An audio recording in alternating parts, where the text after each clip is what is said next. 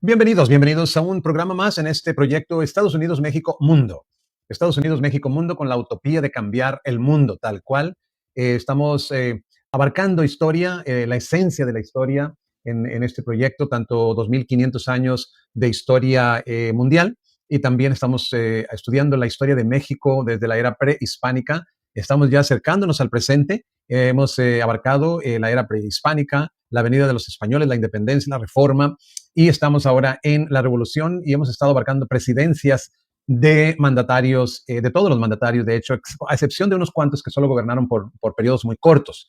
La idea es rescatar la esencia de todos estas, de todo este historial de la vida pública de México, con la idea de conectar el pasado con el presente y generar una conversación, un debate para ver qué relevancia tiene la Cuarta Transformación, el actual gobierno, que se le llama la Cuarta Transformación, iniciado por Andrés Manuel López Obrador y ahora por Claudia Sheinbaum. ¿Hay alguna conexión en la esencia de la historia o no?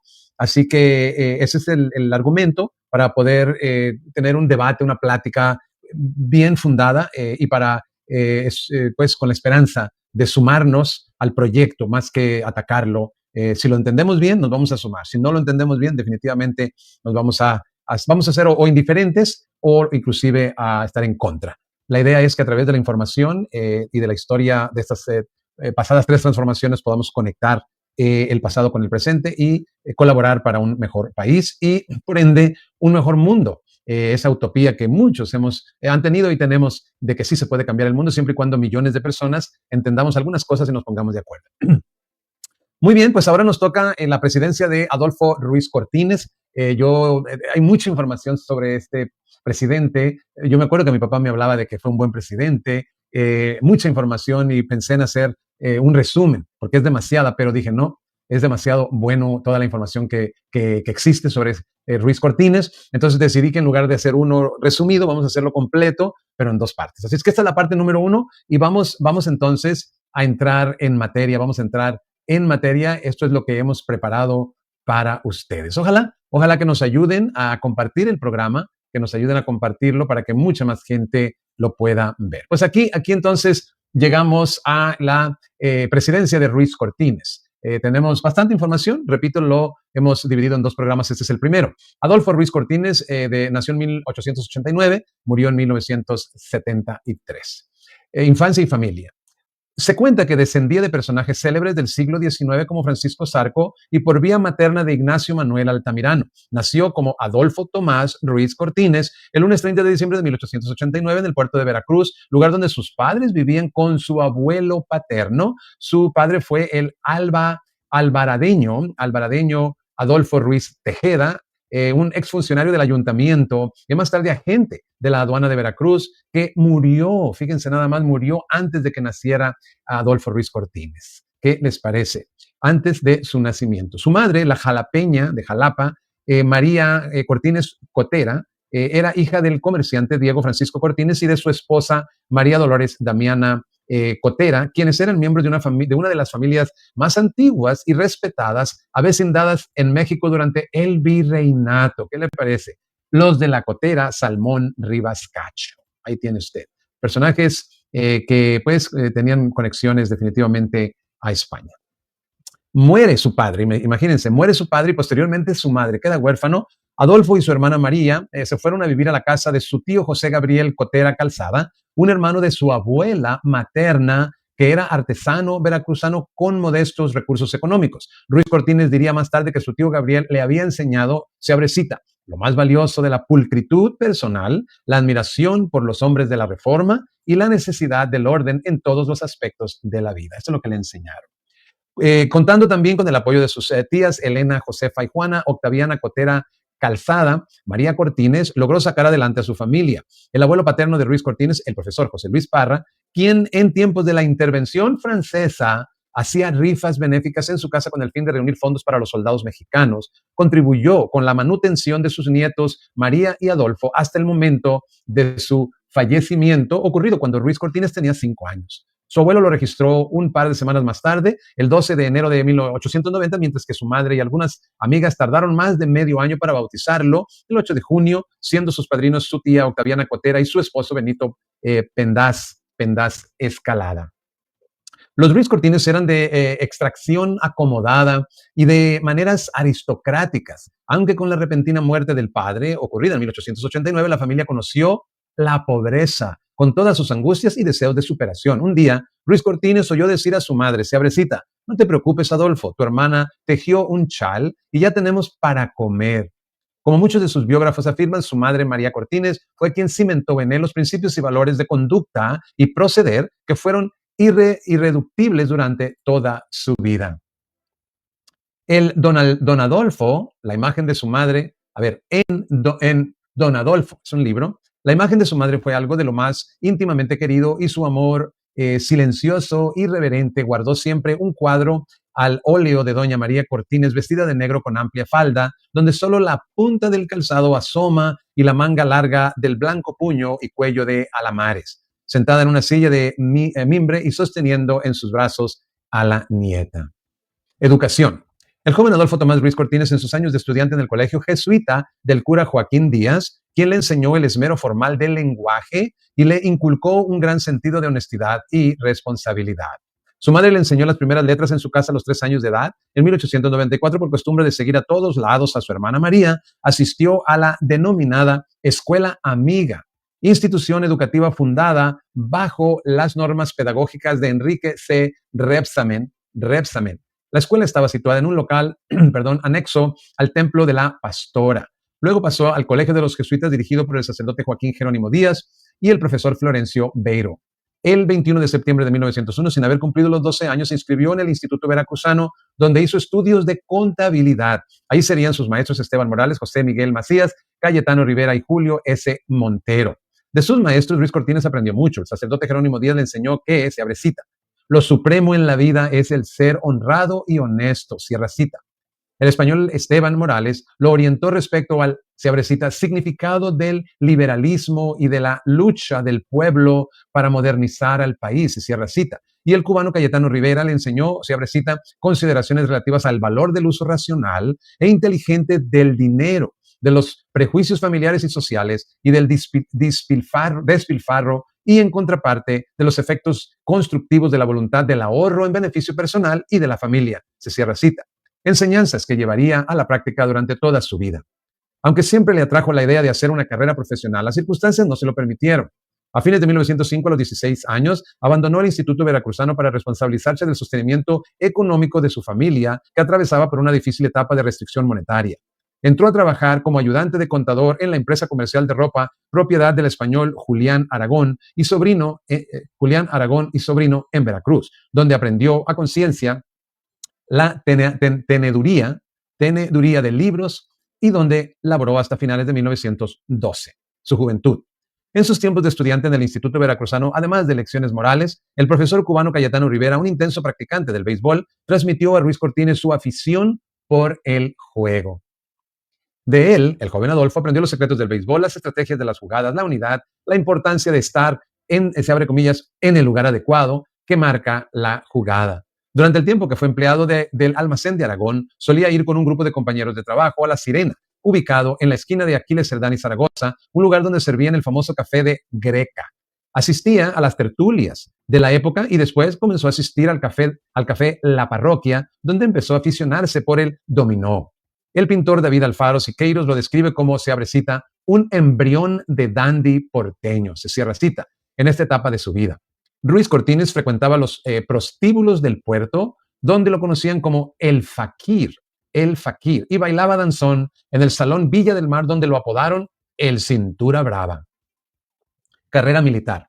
En 1908, el libro La Sucesión Presidencial en 1910 de Francisco I. Madero lo motivó a reconsiderar la situación política imperante. La Revolución Mexicana estalló el 20 de noviembre de 1910. Los nombres de Abraham González, Francisco Villa y Pascual Orozco cobraban fama en el norte del país. Desde el Malecón, Ruiz Cortines presenció el embarque del derrocado presidente Porfirio Díaz hacia el exilio a bordo del buque alemán Ipiranga. Imagínense lo que le tocó presenciar.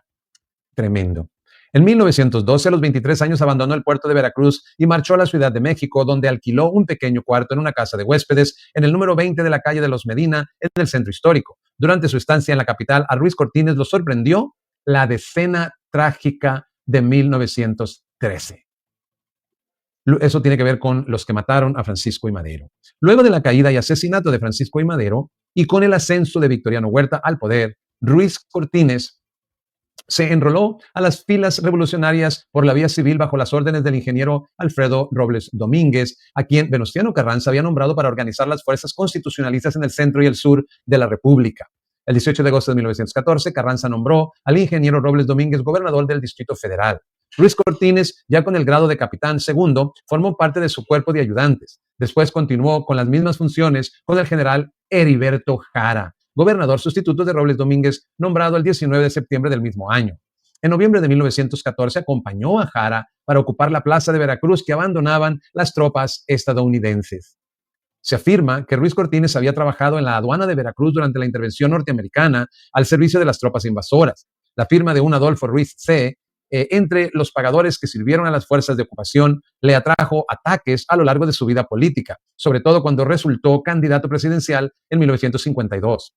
Militando bajo las órdenes del general Jacinto B. Treviño, Ruiz Cortines asistió a la batalla de El Ébano, donde combatieron las tropas villistas. El 31 de diciembre de 1915 contrajo matrimonio en la Ciudad de México con Lucía Carrillo Gutiérrez, con quien tuvo 3 hijos, María Cristina, Lucía y Adolfo. Pasó a ser ayudante del Estado Mayor de la Brigada del general Francisco de Paula Mariel, donde sirvió como pagador del ejército. Fue ascendido a capitán primero y participó en la campaña de Tehuantepec contra las tropas del traidor Alfonso Santibáñez. En 1917 fue nombrado ayudante del general Heriberto Jara, entonces gobernador y comandante militar de Veracruz con residencia en Orizaba. De 1917 a 1919 fue secretario particular de Treviño, entonces diputado de la 27 Legislatura Federal. En 1920 se unió al Plan de Agua Prieta. El 19 de mayo de ese mismo año, y con el derrocamiento del gobierno de Venustiano Carranza, el mayor Adolfo Ruiz Cortines marchó de Aljibes a la Ciudad de México custodiando el Tesoro Nacional, 150 millones de pesos, oro, en el Tren Olivo. Ruiz Cortines se encargó de entregárselo notarialmente al nuevo presidente de México, Adolfo de la Huerta. Para 1926, desempeñándose como pagador de la Comandancia Militar de México, a los 37 años de edad, Ruiz Cortines pidió su retiro del ejército. Él fue el único presidente en participar en la Revolución Mexicana. Ese mismo año fue distinguido con la condecoración de Veteranos de la Revolución, segundo periodo, años de 1913 a 1916. Carrera política. Durante la breve estancia del general Jacinto B. Treviño en la Secretaría de Industria y Comercio, Ruiz Cortines ocupó la Secretaría Particular. En 1922 entró a trabajar para el sonorense Manuel Padres en la Oficina de Reorganización de los Ferrocarriles Nacionales de México. En esa época, el presidente Álvaro Obregón creó el Departamento Autónomo de Estadística Nacional, que fue presidido por Padres.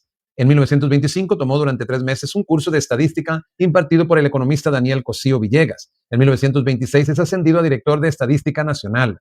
Más tarde trabajó en la Comisión Revisora de Hojas de Servicio Militar. Su jefe fue el general Treviño. A principios de los años 30, Ruiz Cortines participó en una convención nacional de migración.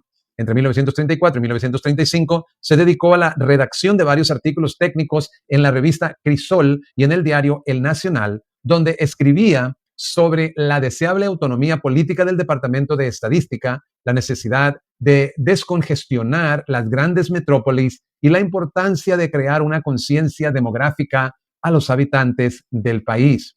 En 1930, Ruiz Cortines escribió para Crisol, se abre cita: nuestras reuniones de estadística, se cierra cita, se vuelve a abrir, conozcamos nuestra agricultura y ganadería y la sociedad, voy a leer de nuevo. En 1930, Ruiz Cortines escribió para Crisol, nuestras reuniones de estadística. También conozcamos nuestra agricultura y ganadería. También la sociedad gravita sobre un tercio de sí misma.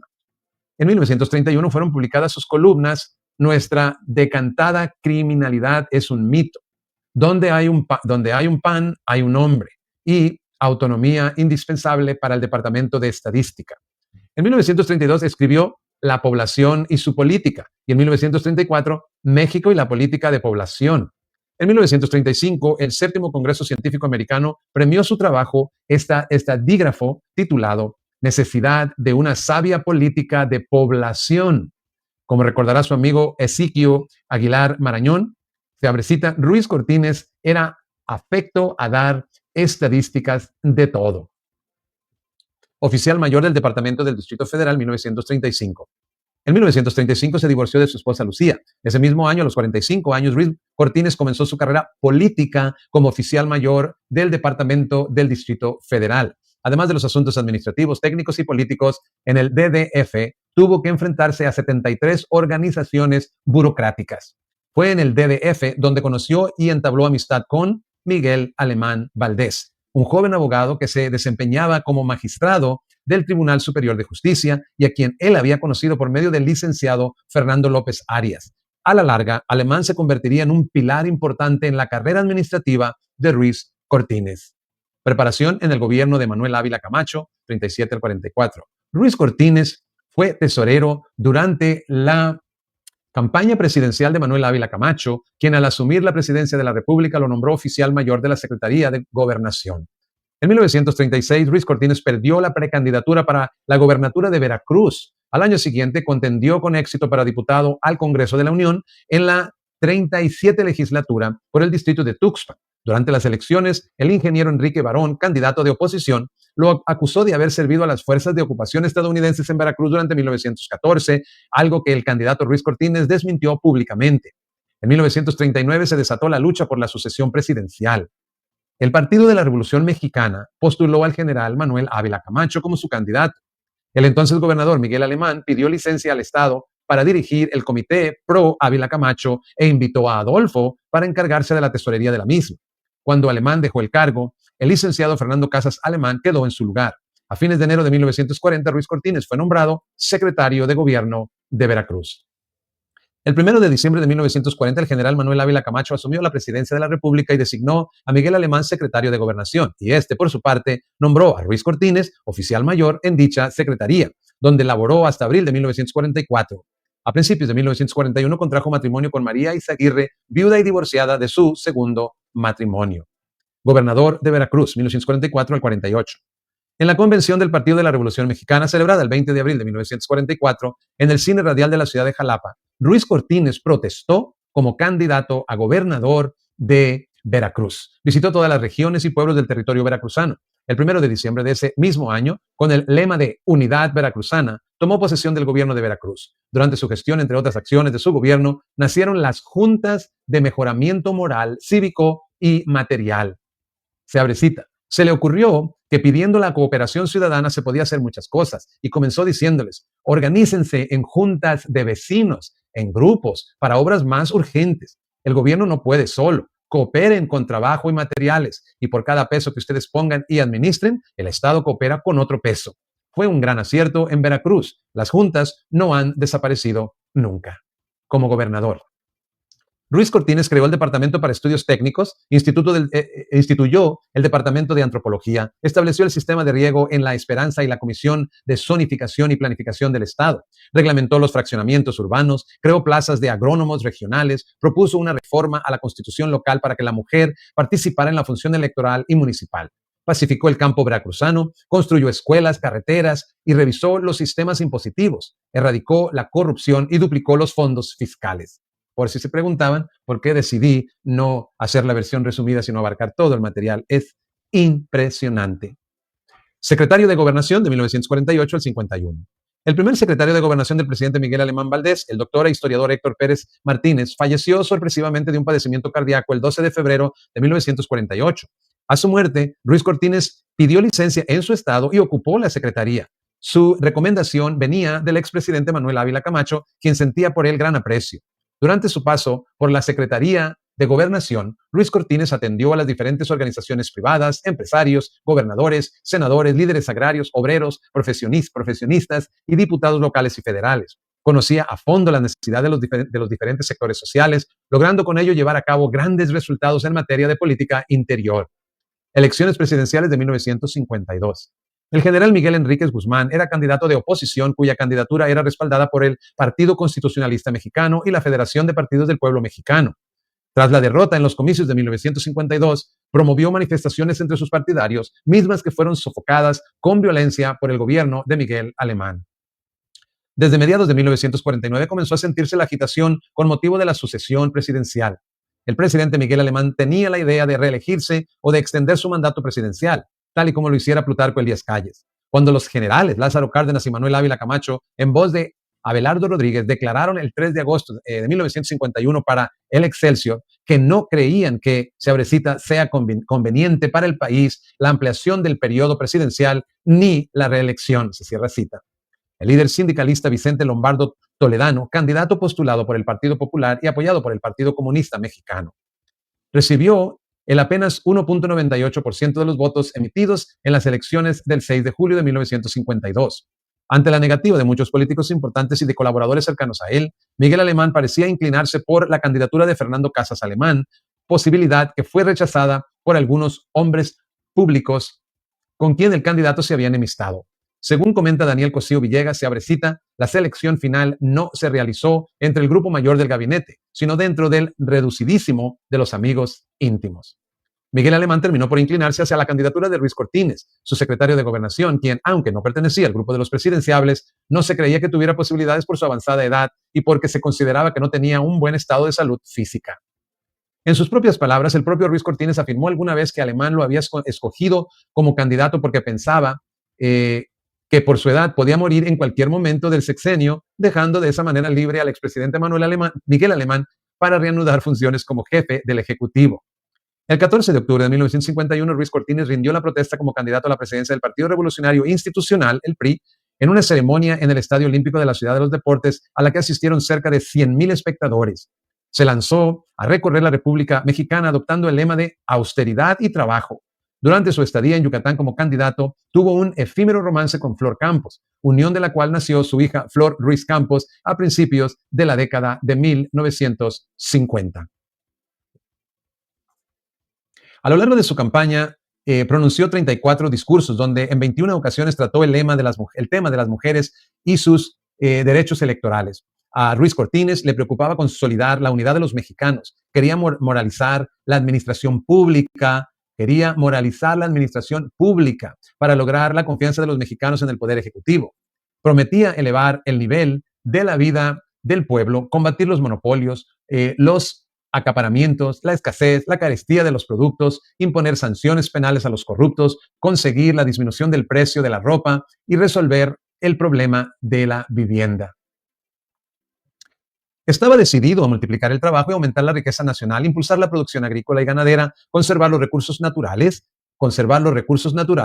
y lograr la industrialización del país. Prometía combatir el analfabetismo y atender la superación de los maestros. Para las elecciones de 1952, los candidatos de oposición eran el general Miguel Enríquez Guzmán, cuya candidatura fue respaldada por el Partido Constitucionalista Mexicano y la Federación de Partidos del Pueblo Mexicano, creada en enero de 1951. Por el Partido Acción Nacional, el PAN, estaba el licenciado Efraín González Luna y el sindicalista Vicente Lombardo Toledano, quien fue postulado por el Partido Popular y apoyado por el Partido Comunista. Las elecciones se llevaron a cabo el 6 de julio de 1952 en medio de una estricta vigilancia militar.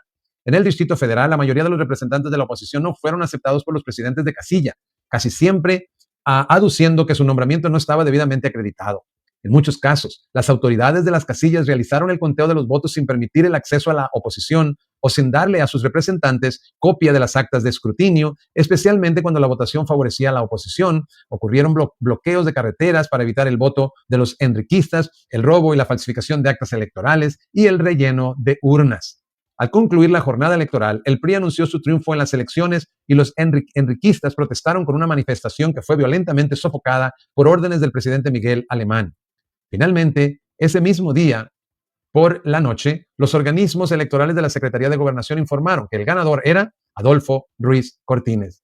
El Colegio Electoral de la Cámara de Diputados declaró la validez de las elecciones y al ciudadano Adolfo Ruiz Cortines como presidente constitucional para el periodo de 1952 al 58, el 12 de septiembre. La declaratoria fue publicada al día siguiente en el Diario Oficial de la Federación. Presidente de México, del 52 al 58. Ruiz Cortines tomó posesión del cargo la mañana del lunes 1 de diciembre de 1952 en el Palacio de Bellas Artes. Se abre comillas. Era costumbre que el presidente entrante recibiera del saliente la banda presidencial, tomara la protesta de rigor, pronunciara un discurso inaugural y alabara al régimen que salía. Ruiz Cortines pronunció un discurso que, por su tono, era una corrección del triunfalismo alemanista, señalando repetida y admonitoriamente a Alemán con el dedo. Empleó palabras graves. No permitiré que se quebranten los principios revolucionarios ni las leyes que nos rigen. Seré inflexible con los servidores públicos que se aparten de la honradez y de la decencia. Algunos testimonios coinciden en que Alemán odió, entre comillas, desde su momento al viejo, entre comillas. Ruiz Cortines ocupó la silla presidencial a los 62 años de edad. Tomó posesión del cargo en una ceremonia austera, principal característica de él, celebrada en el Palacio de Bellas Artes, convertido en recinto oficial. Después de la ceremonia, resonaron 21 cañonazos y a las 12:30 p.m. inició un desfile militar en el que 15,000 hombres, entre los que destacaban cadetes del Colegio Militar, desfilaron por las principales avenidas de la capital rumbo a la Plaza de la Constitución hasta llegar al balcón central del Palacio Nacional. Ruiz Cortines se encontraba acompañado de su gabinete, las delegaciones y embajadas extranjeras que vinieron a la ceremonia, representantes de los poderes legislativos y judicial y altos jefes del ejército y la armada. La Catedral Metropolitana de la Ciudad de México hizo sonar sus campanas. Durante 2 horas sobrevolaron la ciudad 16 escuadrones y 2 escuadrones de la Fuerza Aérea Mexicana para mostrarle su apoyo al nuevo presidente. En su discurso inaugural, Ruiz Cortines habla sobre la justicia social. Recordó la, se abre cita, escasez de los recursos nacionales y la necesidad de usarlos con razonada moderación, cierra cita. Destacó las carencias de los ciudadanos y habló de un plan de emergencia, se abre cita, para poner al alcance del pueblo el maíz, el frijol, el azúcar o el piloncillo, las grasas comestibles, la manta, la mezclilla y el percal, se cierra cita. Y afirmó que sus colaboradores, se abre cita, se sujetarían a patrones de honestidad administrativa y preocupación patriótica más rígidos que nunca. Más rígidos que nunca. La misma mañana de la toma de posesión, su secretario particular dio a conocer el nombre de sus colaboradores para los siguientes 6 años. Su gabinete no lo integró con jóvenes o profesionistas, sino por hombres experimentados y capaces, ajenos al expresidente Miguel Alemán. Ruiz Cortines buscaba en ellos una cualidad, la cultura de servir al pueblo y no servirse de él. Bienes patrimoniales. Al día siguiente de anunciar su gabinete, el 2 de diciembre de 1952, Ruiz Cortines ordenó publicar la lista completa de sus bienes personales.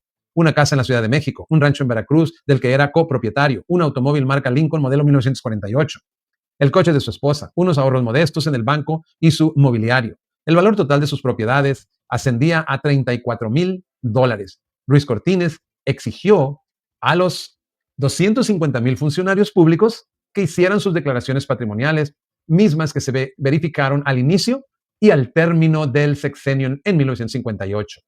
Problemas de salud. Adolfo Ruiz Cortines no se había distinguido por un estado físico saludable. Solo un reducido grupo de personas se enteró de que 5 semanas después de su toma de posesión fue intervenido quirúrgicamente al realizársele una extracción del apéndice el doctor Gustavo Vaz, y a quien le negó que le aplicara anestesia general. Para que no se diera cuenta la prensa ni sus gobernados, Ruiz Cortines mandó a improvisar un quirófano en su residencia de San José Insurgentes, donde tuvo su convalecencia. Política interna. Al iniciar su administración, Ruiz Cortines se centró en el objetivo de proyectar una nueva imagen del poder presidencial, desprestigiado por el régimen de Miguel Alemán y por la idea generalizada de que este presidente impulsó la economía omitiendo las políticas de beneficio social. Aunque Alemán había logrado un auge en la economía mexicana, el descontento general del pueblo era evidente por la corrupción de los funcionarios públicos, quienes en el sexenio alemanista eran empresarios que se habían enriquecido enormemente. Mientras tanto, el nivel de vida de las clases trabajadoras sufrió un considerable deterioro. Políticas de austeridad y moralización. En busca de una política que contrastara con el régimen de Miguel Alemán Valdés, Ruiz Cortines buscó dar solución a la problemática social y dio inicio a una nueva era de austeridad y moralización. Se modificó la ley referente a la responsabilidad de servidores públicos, que apuntaban de forma indirecta a ser corruptos, al proponer Ruiz Cortines que dichos funcionarios declararan sus bienes antes de iniciar sus labores y que se pudiera investigar el origen de la fortuna de quienes poseyeran propiedades superiores a sus ingresos económicos. La ley reglamentaria del artículo 28 constitucional sufrió una reforma en materia de monopolios. Se sancionaría más severamente a las personas que monopolizaran artículos de primera necesidad. Durante 1953 se efectuaron multas a comerciantes por violaciones a los precios fijados en dichos artículos, que ascendieron a la cantidad de 16,242 pesos y que reflejaron la severidad del gobierno de Ruiz Cortines. A poco tiempo ordenó la suspensión de todos los pagos a los contratistas del gobierno para revisar el estado de cada proyecto. Reportó ante la Secretaría de Comunicaciones y Transportes la recepción de una factura respecto a una carretera de 120 kilómetros que no existía. Inmediatamente ordenó que se multara al contratista con el triple de la suma que pretendía cobrar. Me recuerda muchísimo a AMLO. El gobierno Ruiz Cortinista decidió reducir el gasto público ajustándose a los ingresos corrientes con el propósito de lograr el saneamiento de las finanzas públicas y combatir la inflación. En ese momento los empresarios estaban desconcertados por el nuevo estilo de gobierno, temiendo que sus posibilidades de ganancia se vieran afectadas en el momento en que la economía mexicana atravesaba por una crisis. Esto propició la incertidumbre de la industria privada y la fuga de capitales. En 1953 se redujo la inversión privada. Ruiz Cortines reorientó su política hacia el impulso de la producción. Voto de la mujer.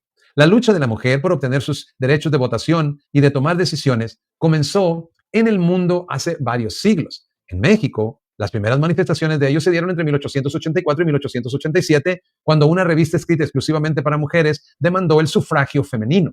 También durante la Revolución Mexicana, muchas mujeres simpatizantes del movimiento de Francisco I. Madero exigieron, sin obtener resultados, su derecho a votar. En el año de 1937, el presidente Lázaro Cárdenas solicitó a la Cámara de Senadores la iniciativa para reformar el artículo 34 constitucional para que las mujeres obtuvieran la ciudadanía. En 1938, la reforma fue aprobada por los senadores y por la mayoría de los estados. El 24 de diciembre de 1946, la Cámara de Diputados aprobó la iniciativa propuesta por Miguel Alemán Valdés, en la que se modificaba el artículo 115 constitucional para que las mujeres participaran en las elecciones municipales en igualdad de condiciones que los hombres, con el derecho al voto y a ser elegidas. La ley entró en vigor el 12 de febrero de 1947. En un discurso que dio como candidato el 6 de abril de 1952 en el Parque 18 de Marzo de la Ciudad de México, Ruiz Cortines se comprometió ante las 20,000 mujeres asistentes a que, se abre cita, si el voto nos favorece en los próximos comicios, nos proponemos iniciar ante las cámaras las reformas legales necesarias para que la mujer disfrute los mismos derechos políticos del hombre. Ya como presidente, Ruiz Cortines envió su iniciativa el 9 de diciembre de 1952, misma que fue aprobada inmediatamente y por unanimidad por el Congreso de la Unión. El 17 de octubre de 1953, el presidente Ruiz Cortines cumplió su promesa y promulgó las reformas constitucionales que otorgaron el voto a las mujeres en las elecciones federales. Ese mismo día se publicó en el Diario Oficial de la Federación la reforma del artículo 34 constitucional. Se abre cita. Son ciudadanos de la República los varones y las mujeres que, teniendo la calidad de mexicanos, reúnan, además, los siguientes requisitos: haber cumplido 18 años siendo casados o 21 si no lo son y tener un modo honesto de vivir. Luchadoras sociales e intelectuales asistieron al recinto parlamentario para estar presentes en el momento histórico. Entre ellas estaban Elvia Carrillo Puerto, quien luchó su vida entera para alcanzar el propósito; Adelina Cendejas, Adela Formoso de Obregón Santa Cilia, María Lavalle Urbina y Amalia Castillo Ledón. Luego se le rindió un homenaje a Ruiz Cortines en el Palacio de Bellas Artes. Para las elecciones federales del 13 de julio de 1955, donde se deberían de elegir diputados, senadores y 7 gobernadores, las mujeres acudieron por primera vez a las urnas. La primera en depositar su voto fue su esposa, María de los Dolores Izaguirre. Resultaron elegidas diputadas Remedios Albertina Ezeta por el Estado de México, Margarita García Flores por Nuevo León, Guadalupe Ursúa Flores por Jalisco y Marcelina Galindo Arce por Chiapas. Conflictos sociopolíticos. En el sexenio de Ruiz Cortines, varios gobernadores de distintas entidades del país estaban en contra de él porque no les gustaba la forma de gobierno que había implementado. Uno de los gobernadores que fue destituido de su cargo durante su sexenio fue el gobernador de Guerrero, Alejandro Gómez Maganda, gran amigo, del expresidente Miguel Alemán.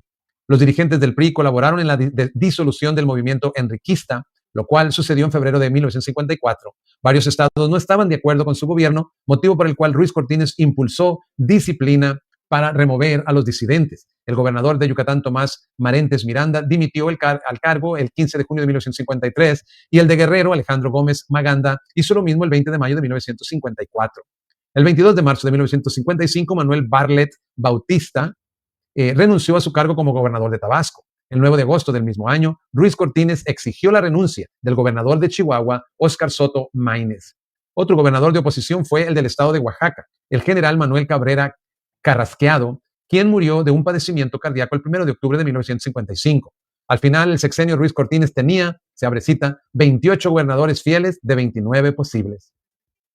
En abril de 1952 fue creada la Confederación Revolucionaria de Obreros y Campesinos, asociación que se afilió al PRI y que pronto entró en disputa con la CTM. En un intento por lograr la unificación de los obreros, el gobierno propició la formación del Bloque de Unidad Obrera, que por un tiempo logró aglomerar centrales y sindicatos con diferencias entre ellos. Los generales Marcelino García Barragán, Miguel Enríquez Guzmán, Celestino Gasca y Francisco J. Mújica mantuvieron una relación distanciada con el gobierno de Ruiz Cortines, pues además de estar inconformes con su administración, tenían la idea de retomar las armas nuevamente. Con algunos militares, Ruiz Cortines tomó medidas severas. Disolvió la Federación de Partidos del Pueblo Mexicano, a donde los generales se encontraban afiliados. Se les expulsó del PRI y se les dio de baja del ejército mexicano. Durante su administración, la proporción del presupuesto destinado al ejército se redujo de 9.7 a un 8%. Otros viejos generales de la Revolución Mexicana como Jacinto B. Treviño y Juan J. Barragán se alinearon para formar el Partido Auténtico de la Revolución Mexicana. Ruiz Cortines les facilitó el registro, siendo él mismo quien se los concediera. Problema agrario. En el sexenio de Ruiz Cortines disminuyó considerablemente el reparto agrario, ya que solo se habían concedido 3.5 millones de hectáreas entre 1952 y 1958, pues ya no había muchas tierras que el gobierno pudiera repartir. A principios de 1958, los disgustados jornaleros y campesinos del norte del país iniciaron una época de invasión a las propiedades privadas, donde sus dueños eran en realidad latifundios. En Sinaloa, Baja California, Sonora y la comarca lagunera, miles de campesinos invadieron tierras particulares para revelar a los latifundios, dándose el caso donde algunos invasores eran obligados a abandonar los terrenos por la fuerza. En el estado de Sonora, el gobierno expropió el latifundio estadounidense de Cananea, que constaba de una extensión de 500,000 de hectáreas. En este lugar, como en algunos otros donde el latifundismo era explícito, Ruiz Cortines mandó a expropiar las tierras por decreto y emitió el 21 de agosto y procedió a su reparto de manera inmediata. La policía y el ejército reprimieron y encarcelaron a los líderes de las invasiones, resolviendo de esta manera el conflicto campesino. Continuará. Pues de esta manera llegamos al final de este programa. Le agradecemos muchísimo que nos haya sintonizado y le vamos a seguir pidiendo que nos recomiende. Nuevamente, me siento muy complacido de haber tomado este tema en dos partes. Hay muchísimas cosas relacionadas con el presidente Adolfo Ruiz Cortines. Ahora entiendo por qué mi papá, y aún creo que mi suegro también lo ha mencionado como un buen presidente. Pues ahí tiene, muchas gracias por pues habernos ayudado a hacer este programa. Le agradecemos mucho que nos haya sintonizado y nos veremos entonces hasta la próxima. Pásela muy bien.